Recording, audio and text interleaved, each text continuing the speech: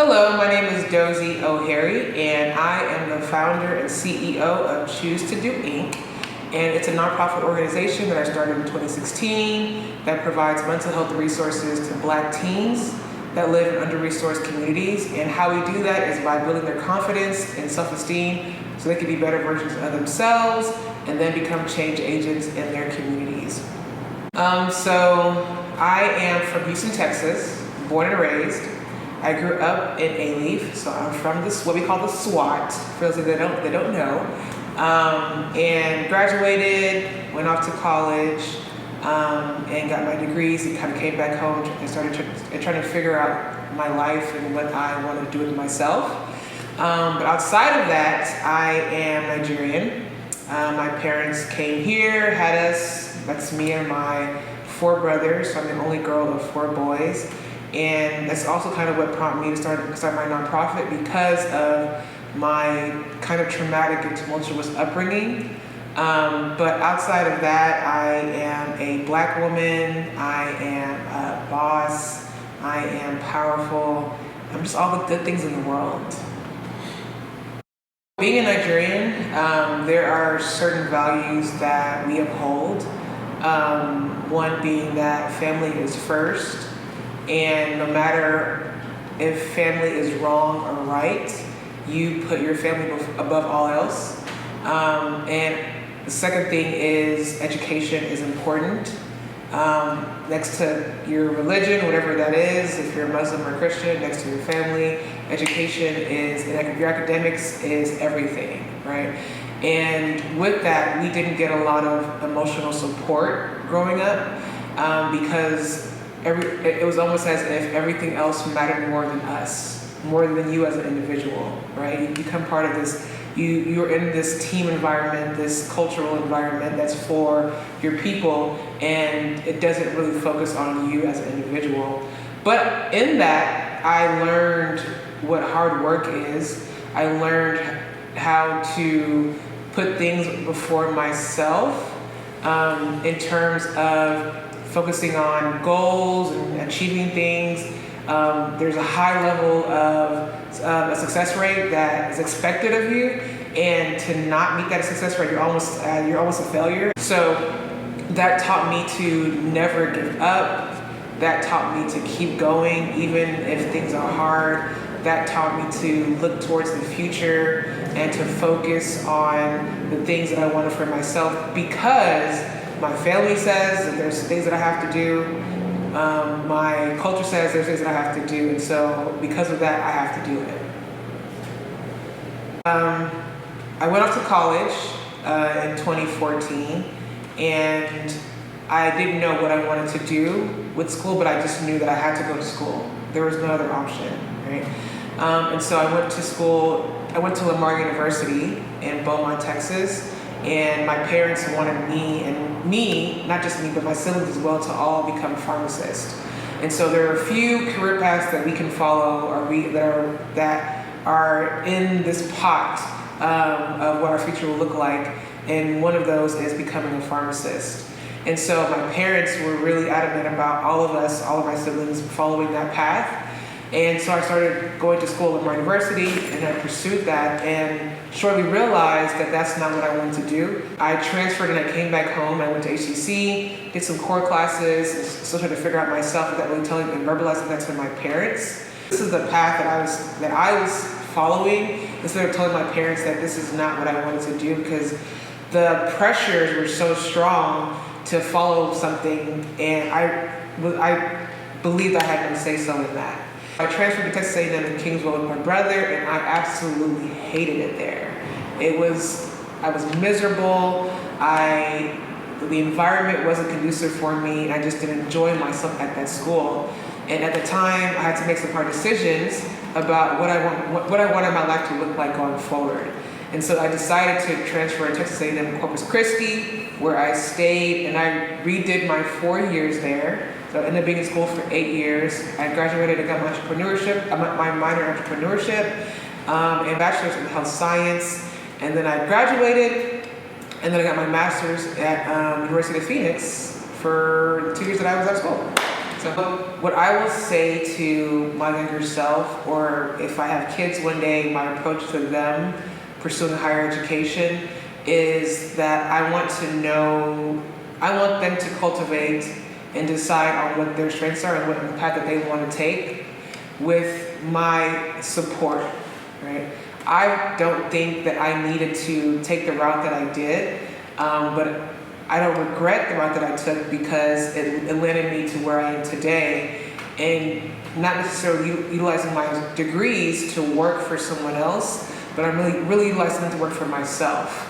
And so, although the school, the student loan debt can go somewhere else, miss me with that. But the experiences that I had in college, I would not change that for anything. Anyone that I would talk to about getting that higher education, I still value it, but we'd have to have a strong conversation about the reasons why you're in school, so that you are receiving education, you're taking in what you're learning, you can apply it once you're done, and minimize your student loan debt if that's a possibility. My parents also were very strict. So being the only girl of 4 boys, there's a lot that I couldn't do compared to my siblings, even though they were still strict on my siblings and my brothers. But as a young woman, I was always told, because I'm a young woman, because I'm a girl, there's things that I couldn't do, right? Which made me want to do things even more, but I didn't have the capacity to do that. So when I went to college and my parents dropped me off, I was like, bye, y'all are gone, like leave me alone, like I could do my own thing. But in doing my own thing, I followed people that did have my best interest at heart and didn't have values within themselves. And so it led me down the path of self-destruction, so to speak. Now, I did have a lot of fun in college, and I enjoyed myself, but I met people that I latched onto for guidance and support that didn't support me and didn't guide me in the best direction. And so, although I say I was wild, because I think it's wild is like going to college and partying, trying, experimenting with different things. But I had a path of destruction where I trusted people, particularly men, and I had a best friend at that time who was heavy in crowds and environments that I didn't need to be in, right? And so I learned about the real world from that experience and experiences that I've had since then with that person when I was in college. And I kind of lost myself. I didn't know who I was going to college, but in college I found this person and I lost myself even more. And it wasn't until I transferred and I went to Texas A&M Corpus Christi where I found a group of people that till this day we are thick as thieves. We are strong in our friendship. And because of them, I learned a lot about myself. I found my identity. I was able to create boundaries and stand for myself and figure out who I am because these people really poured into me, right? And it was a balanced relationship, right? One wasn't doing more than the other. So I always tell them that they saved my life because if it wasn't for them, I honestly don't know where I would be, right? And so, although I was quote unquote quote wild in college, my experiences, I don't regret them because it shaped me to be the person that I am today.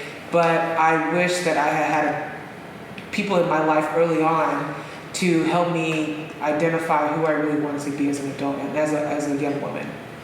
So I graduated from college, started working with nonprofits, and in my experience working with nonprofits is that there's a lot of mistreatment going on for, I wouldn't say a lot, but for the ones that I had worked with and from my experiences, there's mistreatment of employees, right? And there was a lack of care that I was noticing that these nonprofits are supposed to have for their communities. They're supposed to be servicing. And through that, I realized I love giving back. I love servicing others because that's the kind of environment that I come from. My family also, as tumultuous as it was, they enjoyed giving back, right? There's always someone living with us, they're taken care of, they're always giving money. And then in church, they were really heavy with supporting people. So that's the kind of background that I came from. And so when I started working for nonprofits, and I was like, this doesn't feel right. This doesn't seem like it's an environment that's truly giving of itself to others, right? Because if you're going to mirror, that support on the outside, that should be mirrored internally with your employees and just how you operate. And so the two didn't match. And on top of that, like my own experiences dealing with anxiety and depression at a very young age, because of my traumatic experiences, I knew that the two kind of were coming to a head. And I wanted to make a decision to pour back into my quote unquote younger self, which is any other Black child, any other minority child that feels like they don't have anybody in their corner, that goes out into the world and doesn't have support, right? As an adult, learned about who I was. I learned techniques from therapy about my struggles. I could name what I was experiencing, which was trauma. So I wanted to give back to my younger self, essentially, so that that younger self could understand and learn that there are different ways of being, so they could be a better version of themselves, and their life would be so much more different than mine. I was isolated. My parents, once again, are very religious. They're very traditional and cultural in that sense. And so it's the norm for a young woman to have certain, I guess, it's normal culturally for young women to be raised differently than young men, right? And so for me, it felt like, or it was me being isolated, right? Me being told that there were some things I couldn't do because I'm a young woman, but also experiencing verbal, emotional abuse in the household, and then seeing mental health issues showing up within my family. So I have a brother who is schizophrenic. He has OCD and just other he has other illnesses that he deals with that has affected my family, which is hard, right? And so what I didn't receive was emotional support from my parents, right? And if I did, it was almost a manipulation tactic to get them to do what they wanted us to do, right? Because of that, I developed, there's a fear of there's always something wrong, or I'm not good enough, I'm not worthy. There's a sense of dependency on my family, and always just feeling like I'm just not worthy. And so I developed this sense of low self-esteem at a very young age. And it kind of permeated its way into my life in kind of all aspects. And so making poor choices because of it, in relationships like dating men who fed into my low self-esteem instead of lifting me up, not knowing what love looked like and finding love in all the wrong places was kind of like my storyline. And so I wanted to, in therapy, I had learned that the self-doubt that I felt, the feeling unworthy, having low self-esteem came because I was made to feel that way as a child. And I wanted to debunk. It took a long time, and even until today, I still deal with that. But I have tools that I've learned to help me to maneuver through that in a healthy way. And so I wanted to kind of wrap up those tools into a organization, to a nonprofit, which is Choose to Do Inc., and teach that to my younger self, so that those tools, so my younger self will have those tools and be better off than I was or am as an adult, I guess. So I came up with Choose to Do Inc. because I was sitting with my friend, and I had just quit my job because I knew that I didn't want to work for somebody else, right? And I wanted to start pursuing this nonprofit. So I quit my job, and I was having dinner with a friend, and we were just talking about like what the purpose of the nonprofit would be, where do I see it going forward? And she was like, you know what, Dozie, you should call it Choose to Do. And I was like, well, choose to do because it's about choices. And then the DO is your first initial and last initial, first initial of your first name and your last name. And ultimately what Choose to Do means that life is about choices. You have the power to decide on how you want your life to be, right? Whether you're a child, whether you're an adult, you still have ownership over yourself. right? And then you have a support system to help guide you through that. And so when people hear Choose to Do Inc., I want them to understand that you have the power, that there's ownership in making decisions for yourself, and there's strength and power in doing that, right? Because ultimately, it's up to you to decide on how you want to live your life. We started our program in 2017, where we worked with a Girl Scout troop. And one of the girls from our Girl Scout troop, her name is Zoe, and she is a young woman that I get the opportunity to see grow and blossom, because since the program, she's been involved in the organization in other ways, right? And to see her become a leader, to see her become strong from this, she wasn't so much shy or timid, but like you can see how reserved she was in the beginning. And to now see her in a leadership role and making decisions on behalf of the organization, and to see her speak about the organization, and also her mom be involved in the organization, to see those two women, like that makes me happy. To see them thrive and just go out into the world just in general makes me happy. But to also hear feedback from kids after we run our programs, to hear their feedback on what they've learned from the program and how we've impacted them, and the stories they tell us about where their life is and how they've been able to use the techniques that we taught them to make different life decisions or life choices.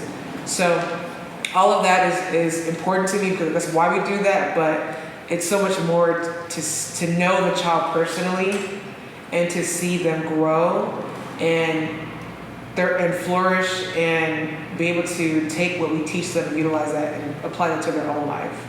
Where I plan for Choose to Do Inc. to go is first to be able to hire staff, because right now I am the only paid staff member. And in order for us to be sustainable, we have to have staff in order to operate. But in addition to that, I want Choose to Do Inc. to be a household name where we're servicing kids, not just here in Houston, but globally, right? I want people to recognize Choose to Do Inc. in the same form and fashion that they do as the Boys and Girls Club, or as UNICEF, or the Red Cross, right? Meaning that we have branches regionally and internationally, right? And so we're able to serve hundreds of thousands of kids around the world. That is our goal. And then total world domination, because that's what we do. And if you're interested in volunteering or just supporting the organization, you can go to our website at choosetodoinc.org to learn about the different volunteer opportunities that we have coming up. We're also always looking for donations, whether that's a sponsorship, a grant, or if you just want to donate to us as an individual. And to do that, you can also go to choosetodoinc.org, but we also accept PayPal and Cash App. If you want to follow us on social media to see what we have coming up next, or just have going on in general, you can follow us on all platforms at Choose to Do Inc. That's INC. On Facebook, Instagram, Twitter, TikTok, and subscribe to our YouTube channel. And yeah, we have fundraisers that we put on throughout the year. We are always looking for youth mentors and instructors to come out to volunteer their time to work with our kids. And then I will say that we're looking to work with or partner more with local businesses for sponsorship opportunities, to do brand partnerships and run giving campaigns where you're supporting us based on whatever product or service that you have with your business, and you want to donate that product or service or proceeds of that to Choose to Do Inc. We'll accept that as well. So being an entrepreneur is hard. It's challenging, it's difficult, and at the same time, it's rewarding. And I have days where I want to quit. There are days when I do quit. But I find that having a strong support system around me to uplift me, to call on when I need support, or if I have questions, or if there's just an unknown, I really just need to have some sort of framework in sight to work off of. And through my support system, I also educate myself on what I need to do for my company, for my organization, because I know what I want to do, right? I know where I want to be, but I don't always have the answers on how to get there. And so I really do utilize my support system or individuals who know more than me as a backbone to help me to decide on what is the best approach for the organization.